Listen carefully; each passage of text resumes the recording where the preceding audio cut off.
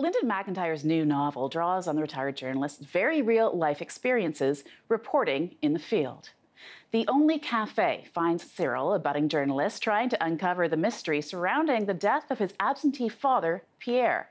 In his will, Pierre's final request asks family members to attend a roast of their deceased father at the unassuming Toronto establishment. Linden MacIntyre is my guest, and he joins me now in studio. Good to see you, Linden. You too. How much of this book is inspired by your own experiences as a journalist? Most of it.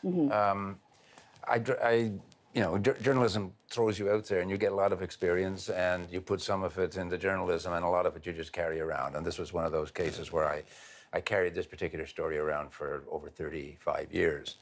And so it was time. It just becomes the right time to use the experience rather than to create an opportunity to use it. Was there something that prompted you? You say it was time, but how did you know that? I don't know. It was just a feeling I got hanging out. I think we've been to the Only Café together. I think we might have.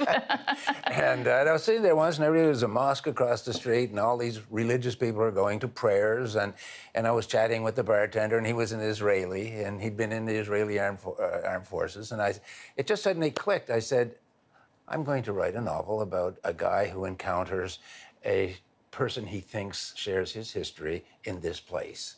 And we'll see where it goes from there.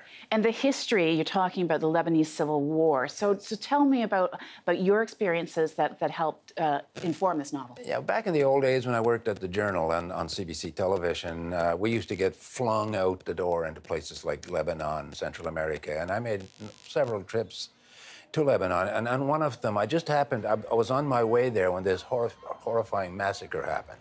A couple of thousand civilians were killed over a period of about 36 hours.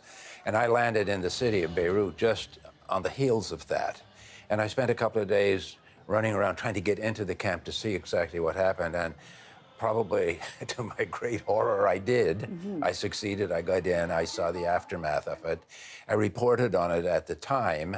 I noticed that a lot of the imagery from it was sort of clinging to the back of my mind over the years thereafter, and I never really thought of doing anything with it.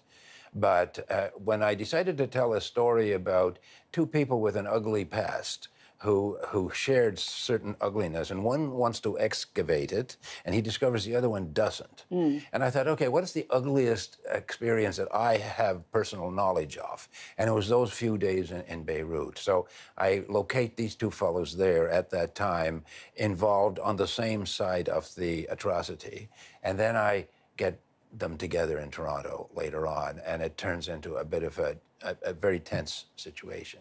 Was it difficult for you to drag all of that up again?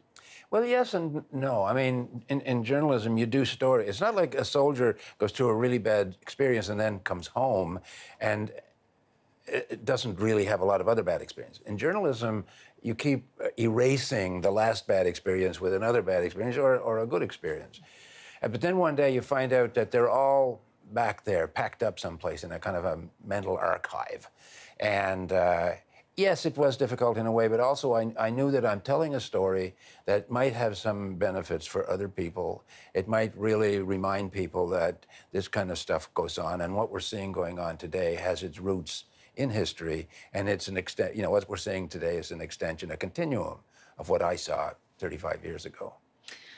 Author, journalist, Linden MacIntyre, wonderful to have you on the program and share your stories, and very enjoyable to read as well. Thank you. Thank you.